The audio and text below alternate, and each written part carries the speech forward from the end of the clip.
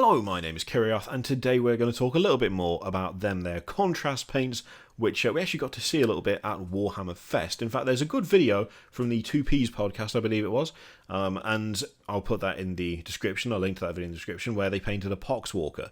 It's like maybe 10 minutes long, and it's a completed Poxwalker using those new paints, and it honestly looks pretty damn good. It would be quite easy, I think, to look at these things as like the miracle paint, the thing that will solve all of your painting woes. You want your army to be of a certain standard. There is no way it's going to be of that standard unless you use these new paints, at which point you'll become a godlike painter and golden demons will rain from the sky. Maybe not that much, let's be honest, but they do look as though they're going to be genuinely incredibly helpful. I mean, just for those who like to grab a new army for every tournament, that is a niche that is going to be very nicely served by these, I think, because being able to slam out an entire army in a week just by using 3 different paints and still having a nice effect across all the models, that's something that I don't think can really be understated. There is also, of course, just the sheer fact that maybe people who actively hate painting because they can't get the results they want or don't have the time will have a way to get a nice, decent finish on their models without actually having to spend hours and hours and hours like carefully doing everything to the most precise, that no mistakes, you've just got to get it all just right. It looks like maybe that might help quite a bit with those people. In fact, when I was looking at the paints and looking at the different pictures and the various videos that cropped up of people using them, I think we were pretty close with when we talked about the leak, that they were going to be like a one-coat paint that fills recesses and is lighter on the raised areas, in that it might be a similar kind of consistency to Hexwraith Flame. And the example that if I remember correctly, that I gave is this Morghast that I've got, that I painted a while back, where all the green on that is Hexwraith Flame. And it does do the nice job of the dark bits are nice and dark, the light bits are nice and light. And to be honest, looking at some of the colours available for the contrast paints, and looking at this guy, I mean, this thing took bloody ages to paint. It was all done doing washes, so the bone is just Corax White with Seraphim Sepia over the top. The purple parts of the armour are a mix of Druchii Violet and Caribou Crimson, which have been layered on. People were doing very similar things to this, and I consider this, probably sadly, to be one of the best paint jobs I've done. I'm just not great at painting. People were doing stuff very similar to this with a lot less time invested, because this took, I think maybe about 2.5-3 hours, whereas I saw people getting similar effects in the space of 2 or 3 minutes, which, I mean, in that respect, yeah, they might well be classed as miracle paints, because being able to get a decent shaded or blended effect without spending a shitload of time on it, again, I don't think the good factor of that can really be understated. There's, of course, the fact that there's going to be a couple of different sprays to go along with them that are hopefully more reliable than Corax White, because that particular spray is the bane of my existence, depending on, what phase of the moon it is and whether the temperature was raised by 0.1 degree in the 5 minutes since you last used the can. That can be really hit and miss. Some of it finishes perfect, nice and lovely. I mean, my Emperor's Children Terminators are a good example of this. They actually came out pretty okay.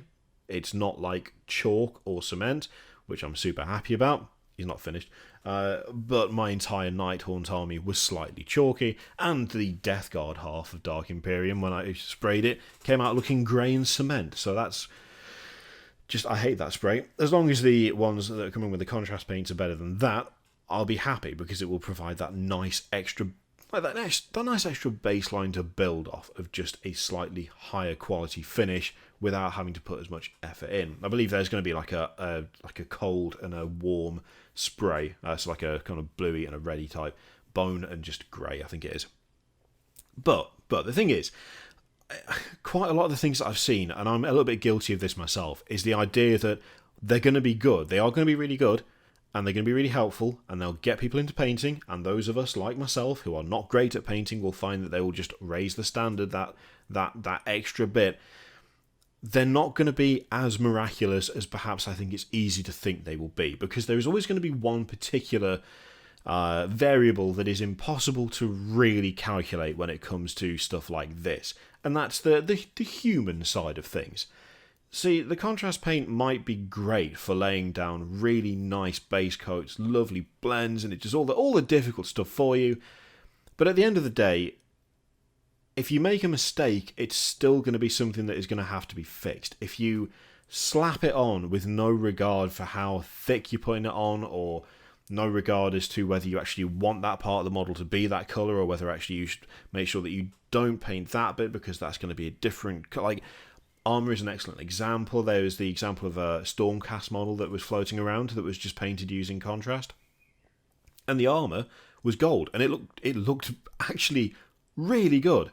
The shoulder plates were blue, which is fine, but depending on how thick the coat is and depending on what is underneath the layer you've just put on, all of that will have a slight effect on what the finish ends up being like, what the colour ends up being like. I think they are, like, in a way miraculous in the way that they settle, in the way that they produce that kind of raised baseline, that increased standard of just base coating the model or putting that first coat on. But you're still going to have to be careful. I don't think you're just going to be able to throw it on and then just be like, yeah, that's fine. Because if you are careful with one model and it comes out exactly the way you want, and then you shortcut the next model, you might find that little bits of it just don't quite match up, that just don't work quite as well. It's one of the things that, in a way, I regret about doing my Emperor's Children the way I've done them. Like the armour, the purple on the armour, that is done via washes. That's, again, Treachy Violet and Caribou Crimson. It's, I think, 2 layers of one and 1 layer of the other. I can't remember which way round it is, which I should have written down because I've got all the other stuff to paint for the Emperor's Children as well. So that'd be fun to work out which way round it was and make them all match. But in doing that first, and it made sense to do it first, I'm now in a horrible position when it comes to painting the rest, because I have to be extremely accurate, because if I go over part of the armour that I don't want to be a different colour, correcting it is more difficult than it would otherwise be. It's not as easy as just getting a bit of purple and putting it over the top. The layered nature of it means that being careful is annoyingly necessary, and it's annoying because I'm not great at being careful. I keep saying I'm not a great painter. That's not going to change with the contrast paints. They might be miraculous in that you can throw them on and get exactly the look you want for your first coat, but you're still going to have to be precise with them. You're still going to have to be careful with them. You're still going to have to make sure that you don't go over the bits that you want to stay a certain colour, because you can layer over, you can correct, you can go back and put a bit more on of the colour that you want, but if it's anything like the Hexwraith and Nighthaunt Gloom stuff is now, and it does look like it is very similar to that, you can tell where the extra layers are. You can tell where that extra touch-up is. It dries a little bit darker and a little bit brighter at the same time, depending on where you've had to go over again, which then means that you sometimes have to go over the bits around that area to make it blend in better. You need to kind of almost fade in the correction. That's something that I found with this Morghast, was that there are certain points where I would mess up the green whilst I was touching up the sepia, and I would then have to go back with the green and very carefully do it, but then where that extra bit of green was, it was just that extra bit vibrant. It was just that little bit of like raised contrast almost that didn't look quite right, because the stuff around it wasn't that bright. It wasn't that kind of deeply coloured. So then you have to spread out a little bit more, and then you end up with kind of these weird streaks of extra bright green, and then you have to extend a little bit more.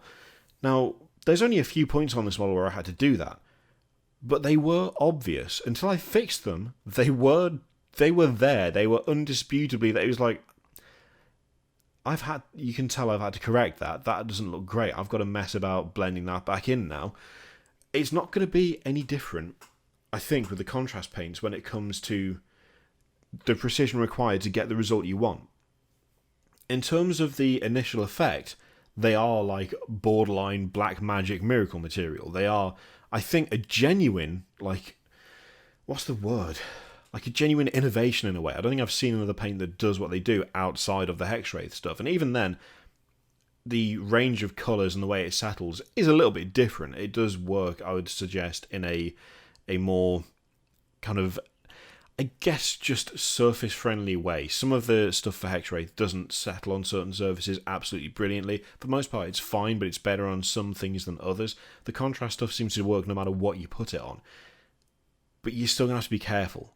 It's not going to fix, it's not going to fix human error. It's not going to fix an unsteady hand. It's not going to fix, essentially, corner cutting and trying to just kind of slap it on and go, yeah, well, I'll just correct it later. It's still going to be just as difficult to correct as a conventional paint job. It might even be slightly more difficult to correct. I mean, that's one of those things where it remains to be seen. We need to mess about with them first. But at the very least, it's still going to require care. It might be miraculous, but it's not quite that miraculous. It's not going to fix your mistakes. It's still going to react exactly how any other paint would when you slip with the brush, and instead of doing a single spot on the visor of the Space Marine helmet, instead leave like a horrible brush mark on it. You're still going to have to correct that, and correcting it is still, again, going to require that patience that you might think you might not need anymore because of these amazing paints. I'm really looking forward to them. I'm looking forward to trying them out. I honestly think they're one of the best things that Games Workshop's done recently. If all of the videos and all the pictures are anything to go by, they have genuinely created something very, very interesting, something very, very, just different.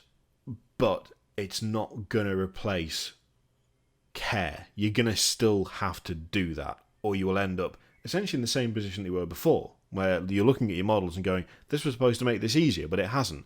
And really, the defining factor as to what makes it easier wasn't the paints, it was whether you were prepared to actually put the effort into it. For some people, it's fine. For some people, that's not going to be an issue. It'll be a case of, oh, well, I fucked it up, who cares? But if you're looking at this as a way to permanently improve the look of your armies, you are still going to have to take into account the fact that you are the one painting them.